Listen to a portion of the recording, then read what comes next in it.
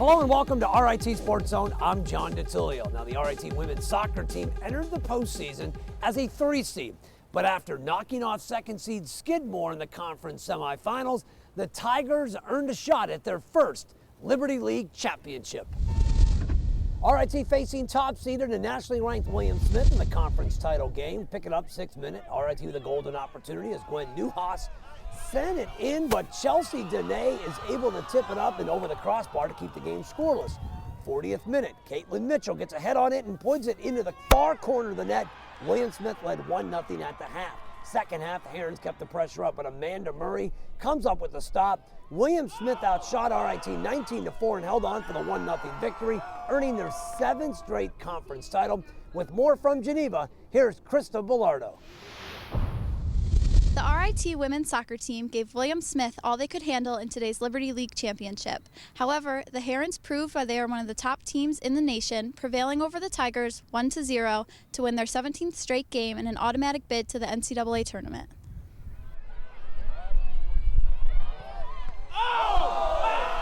You played one of the top teams in the nation today. How do you think you guys measured up?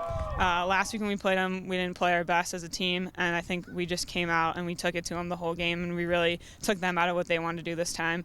And last game we kind of were sitting back and letting them do what they wanted to do, and today we just attacked, and I think we showed it out there that we can play with one of the best teams in the country. What does today's game do for the confidence of the team going forward?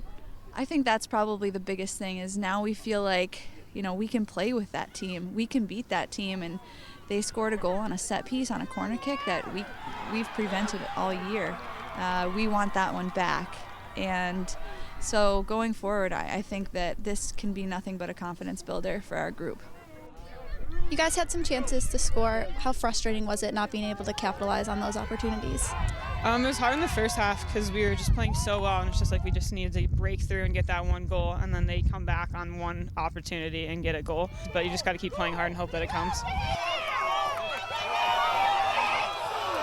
Neither team is going to get a ton of chances, so we needed to be able to bury the ones that we got, especially the first one 5 minutes into the game. That was a golden chance, and our assistant coaches, we looked at each other and said, I hope that isn't the one that we regret. We did have our opportunities. It's always frustrating, but for us it's always defense first, and I think we did a really solid job defending. I'm proud of us.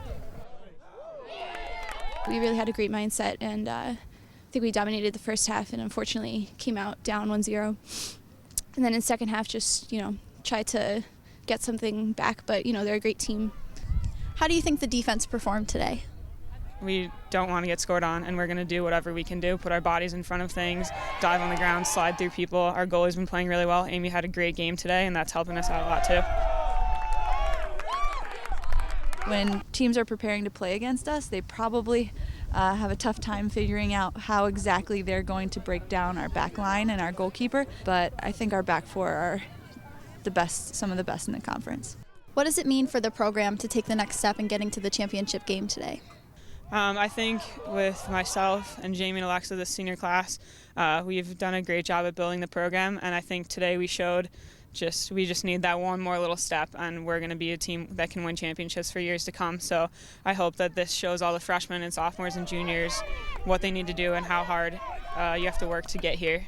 I think the best thing about our team is that every year we do one thing that we didn't do the previous year. So now we'll know what it's like if we get back here, that we want to hold that trophy at the end. Well, for the second straight year, RIT's strong regular season earned them an at-large bid to the NCAA tournament. RIT faced MIT in the first round of the NCAAs, and for the first time in the program's history, the Tigers advanced, beating the Engineers on penalty kicks. Alana Gray scored the game-winning PK for the Tigers. RIT moved on to face the College of New Jersey in the second round, but fell to the Lions 1-0. The Lions scored in the 74th minute. RIT finishes a tremendous season at 12-5-4.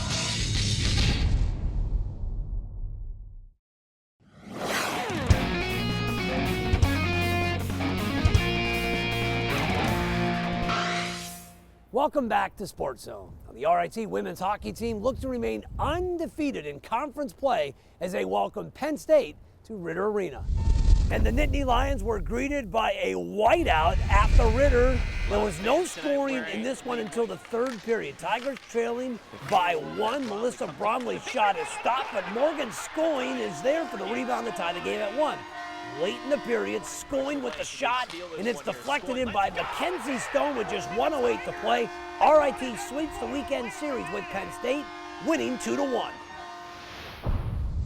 The RIT women's hockey team has just 4 American-born players on its roster. That includes captain Celeste Brown, who, as Lauren McShane discovered, trained at the site of America's biggest hockey miracle before arriving at RIT. Bring it into the Sacred Heart end. Hiller's shot goes wide and out. The rebound by Brown is put in. Celeste Brown, 7th of the season. The Tigers, and they do it this afternoon. 3-0 they lead. When did you first hear about the National Sports Academy? I heard about NSA, National Sports Academy, when I was at a development camp. Like, I was 15 years old, and I really had no idea. Usually you hear about NAHA, which is the North American Hockey Academy, and NSA is kind of, it's like basically the same thing. And when I was at this development camp, they asked me, or they're talking to my dad and to me a little bit about it, and then that's just basically the first I heard of it. Why did you decide to attend? I decided to attend NSA because it was something that I always wanted to do. Like, I just remember growing up as a kid and thinking, oh, I just want to go to boarding school, like I just want to play hockey. And especially for me coming from Montana, it was really important to like get myself out there, like allow college coaches to see me play hockey. So it was kind of just the perfect opportunity to take, and so that's what I did.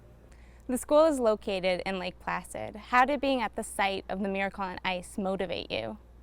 Lake Placid is my favorite place on earth. It is a great place. And just being able to play in the Miracle rink, which is the 1980 rink it's referred to, is like icing on the cake. Like, I didn't think of that when I first like thought about going to NSA. It wasn't one of my like cons, or I mean pros on the pros and cons list, but I mean, thinking back now, sometimes I'll see pictures of the rink and I'm just like, wow, like I can't believe I got to play there. Is the National Sports Academy typically looked at during recruiting season?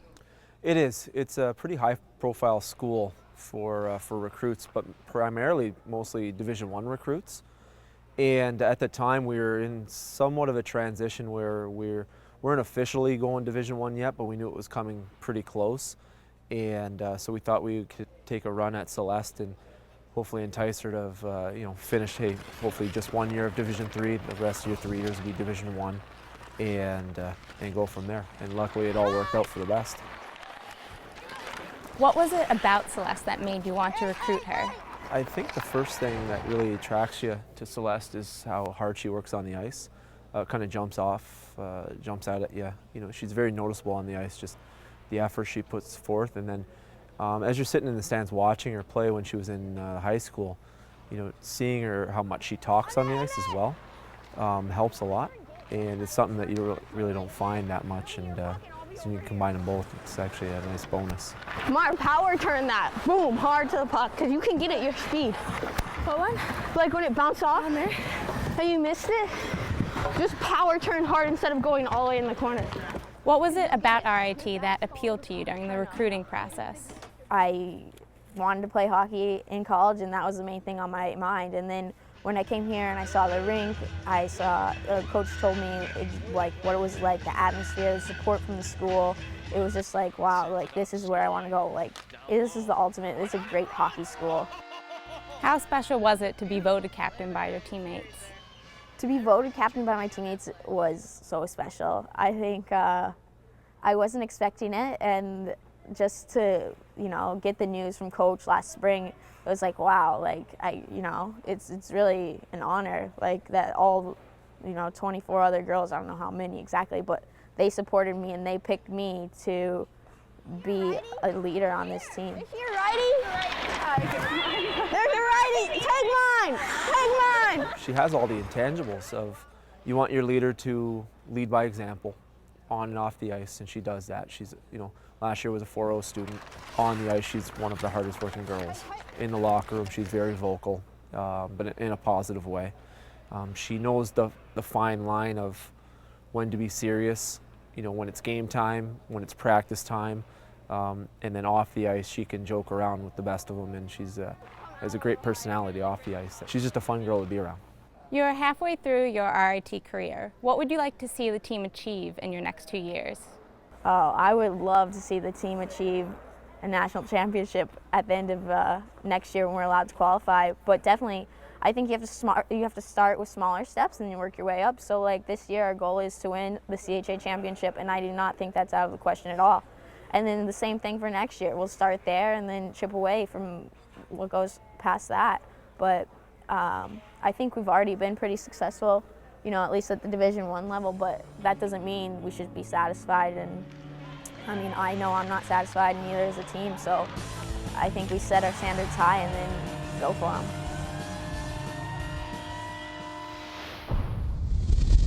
Don't forget that RIT SportsZone is your home for hockey all season long.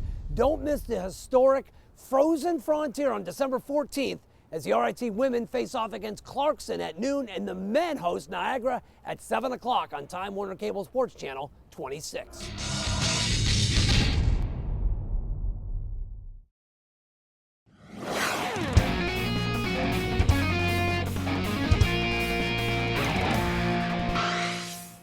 Welcome back to SportsZone. She was one of the most dominant volleyball players in the nation this season, ranking among Division III's best in kills and points.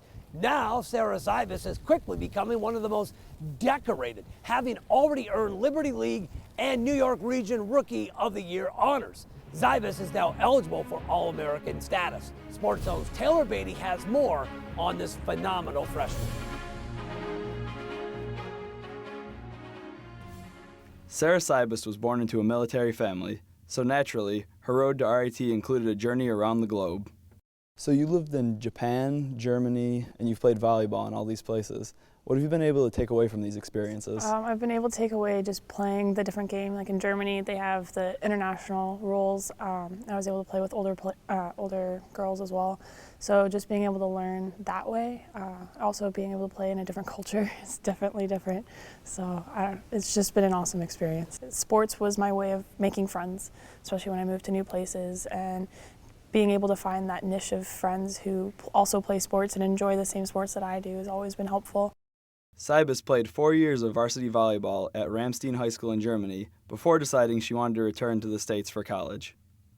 I applied to a total of 8 schools, got into 7, narrowed it down to 3. RIT was the last one that I came looked at in April. And I just kind of fell in love with it. It was freezing, it hailed, it was raining. I was just kind of miserable, but I was just like, this is where I need to be. During her recruiting process, Sarah turned down several other offers to come to RIT, including Division I offers. What does that mean to a program like RIT? Well, if we're going to get to nationals and hopefully be an elite program that even goes into the second, third round or better, which in the past we've been fortunate enough to be that kind of a program, you need 1 or 2 players like that who say they're looking for the right academic fit, they're looking for a place where they can make an immediate impact. As great as she is, obviously at this place she's going to make a bigger impact right away than maybe she would in a D1 program. In our first couple conversations, my big thing was, look, you're great, but with that said, there's so much you need to get better at. And I started pointing things out. And I think that kind of attracted her because she said, some coaches are saying to me, I'm wonderful the way I am. And as much as I knew she'd be a great impact player here, it was like, if you're going to reach your potential, there's things you have to do. Zybis made an instant impact with the Tigers, finishing her first season ranked in the top 5 nationally in both kills and points. Did you expect to be this successful as a freshman? No, I didn't. What does this success mean to you personally? It definitely means that I've worked really hard. I've come a long way since when I started, and just kind of come a long way, especially where playing overseas, kind of hard to get recruited, and just being given the opportunity to play here and then being able to improve, and just it means a lot. early in preseason, it became clear she was a special player, even maybe a little better than what I thought she was going to be, which was an exciting time for the coaching staff. I'm a numbers person, and so as I crunch numbers by rotation, by player, she just proved over and over that like we should be getting her the ball even more. And then luckily, as we started expanding that role, she also, put the weight on her shoulders and did it. So I think that it's one thing to tell them that you have that expectation for them. It's another to have someone kind of accept it and not shy away from it. How has Coach Lotus helped you personally progress as a player? He's very supportive, and he wants me to keep moving and to keep improving, and that's kind of why I picked here, because I knew that I would be able to improve here and still be able to get a lot of game time and just get more experience. How good exactly do you think Sarah can be? There's no reason she can't be an All-American, and if we were lucky enough to also be that good around her, why not even think about National Player of the Year kind of thing? It's just a matter of, can we as a team build around her enough so that it isn't just a one-person show, which with obviously if we get a little more stable, then someone with her talent can also probably play to an even bigger, higher expectancy level versus just sometimes helping us get through the tough moments. Instead, being part of a good offense, she'll shine even more because they won't be able to focus on her.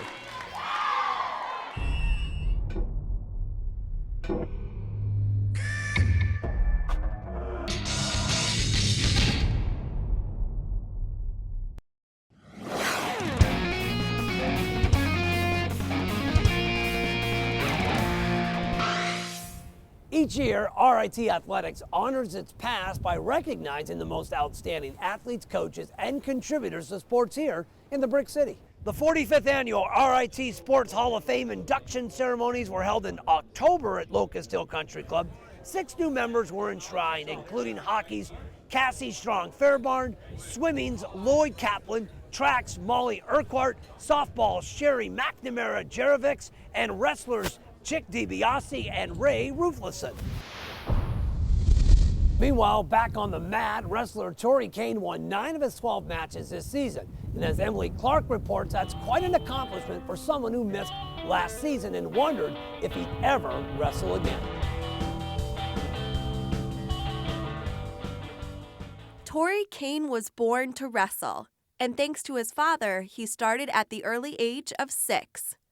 I was basically expected, I guess, when I was born. My family, my grandpa, my uncle, everyone's been wrestling, so he kind of just took me to a practice and said, see if you like it, and I liked it, and I've been doing it ever since. After success in high school and an outstanding freshman season at RIT, Kane's wrestling career was halted due to an injury. More of like a chronic injury, wasn't really acute, happened at one time. It was a herniated disc.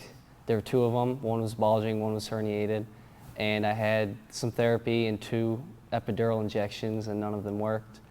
So we just went with surgery in March, and I took the whole season off, obviously. What did the surgery entail? What was the procedure exactly? It was a fusion of my L5 S1 disc, I believe. So just one, and I was off the mat, off any type of weight training for about 2 months, and then I could slowly get back into it, which I did this summer. How frustrating was it knowing that you had to take the season off? It was pretty frustrating because coming off that good freshman year, I was looking forward to doing big things, but now I'm coming back this year healthy and ready to do the same. Were you always pretty positive about coming back, or was there ever a time that you got pretty discouraged and considered giving up in a sense? There were definitely a lot of times where it hurt and I felt I wouldn't be able to compete at a high level. Throughout the summer, I would try and get back into it and kind of just have to leave and be mad and upset because it didn't feel right. But just slowly working towards what I wanted to and working with this training staff here, I've gotten myself to a healthy place. Even though he admits he'll never be 100% again, Kane's return to the mat this season proves he's close. 65 for RIT, Tori Kane. So your first weekend back, you went 7-1. What was that like? Well, I wasn't really sure what to expect. I hadn't been on the mat in over a year.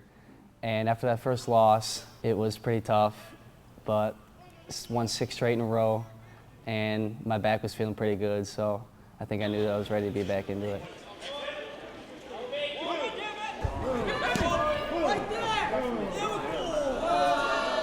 What kind of mental preparation did it take getting back into practicing, getting back into tournaments? Just kind of having to ignore what happened, not think about your back, just think about winning, think about training, and just ignore the surgery. And I feel better, the back feels good, so I think I'm ready to go. So you've been doing this since you were a kid, you've now gone through surgery, you have some years left at RIT. Why are you still wrestling after all of the trouble it's put you through? Good, I ask myself that every day. I'm really not sure, it's just the love of the sport, and as much as I hate it sometimes, I just can't see myself not wrestling. What do you love about it so much? Just the intensity, it's just you versus the other guy, it's not a team sport. You can't really blame anyone else for a loss, as in you can on a team. If you lose, it's your fault and it's up to you to improve. What do you think your life would be without wrestling? Boring. I don't know what I'd be doing. Like I said, as much as I hate it sometimes, I just can't see myself not wrestling. It's just a part of me. I've been doing it for so long. Waiting by decision goes to RIT's Tori Kane. Well, don't forget that staying connected to SportsZone is easier than ever thanks to the RIT SportsZone app. You can access highlights, features, and do much more. So download the SportsZone app for your Android or Apple device today. Well, that does it for this edition of RIT SportsZone. So until next time, thanks for joining us here in the Zone.